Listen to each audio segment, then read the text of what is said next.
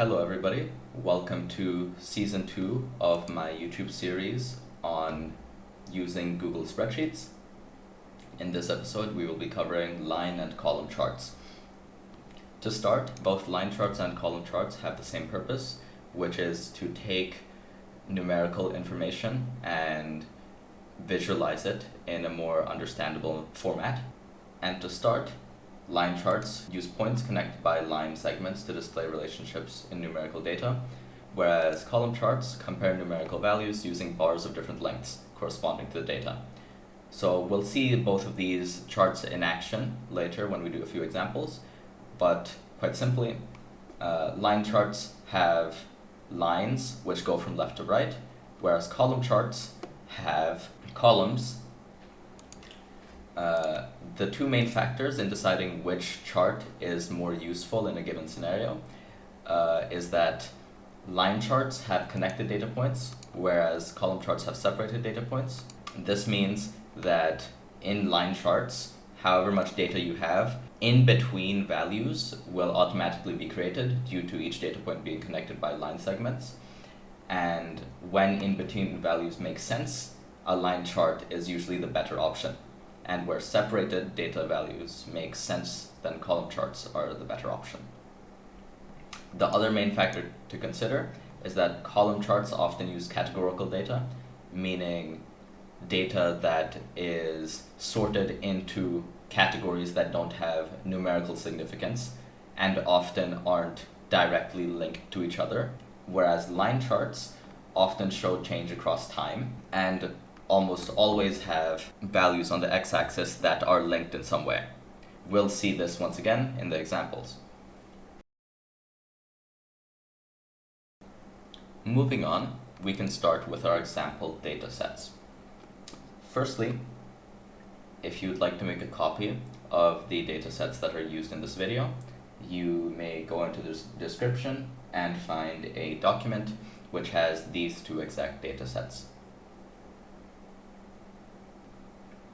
Looking at this first data set, we have the months of the year and the average temperature in a given place during those months. In order to create our chart, we can click Insert up here on the top left and then click Chart. As we can see, this has now created a chart for us, specifically a line chart, as we have one continuous line that goes from left to right.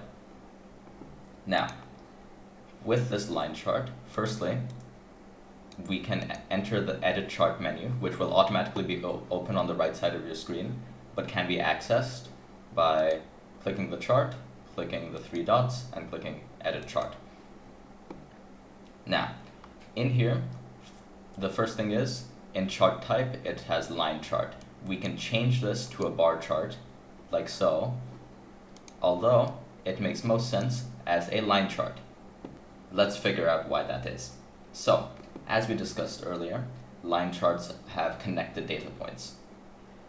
Considering that this is temperature values, it would make sense if the data points were connected, as temperature obviously won't have sudden changes. It's going to change gradually across a given amount of time.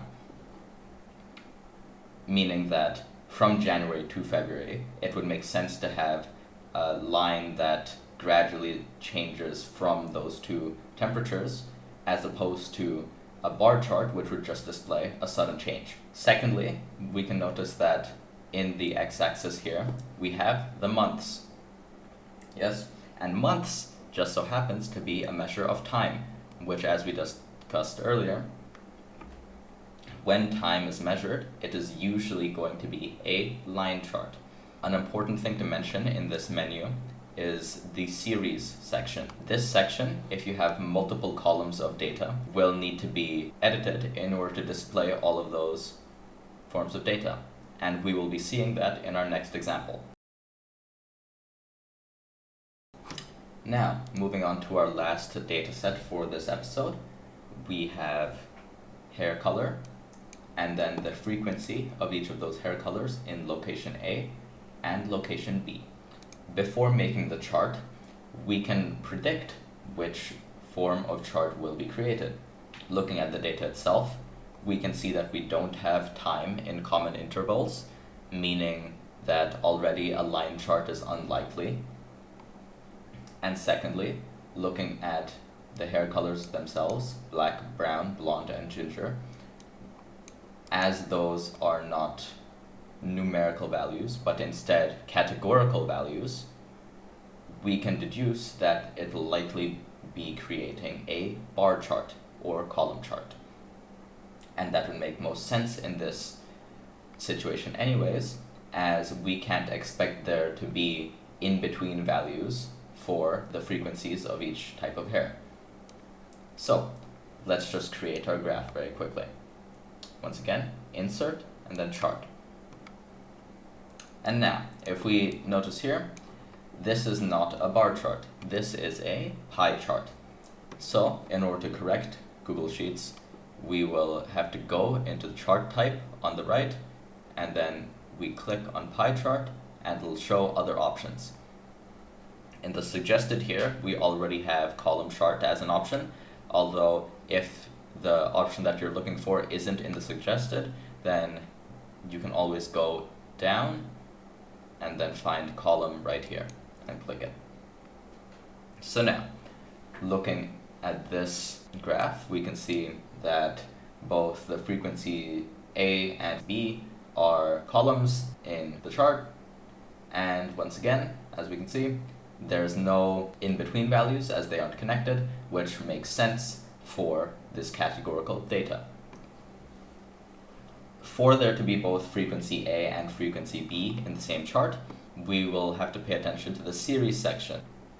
As I mentioned earlier, when multiple columns of data are used, then this section has to be managed in order to see which data will actually be displayed. And if you want to see how that works, well, we can try removing one of the frequencies, and we can see that that then gets removed from the graph itself.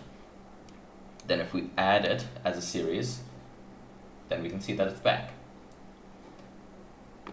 So whenever you have large data sets with multiple columns, you can always manipulate what gets shown on the final graph by changing what is added in the series section. And with that, that's the end of this video. I hope you all enjoyed. Make sure to subscribe, as more episodes will be coming within the next weeks. And thank you for watching.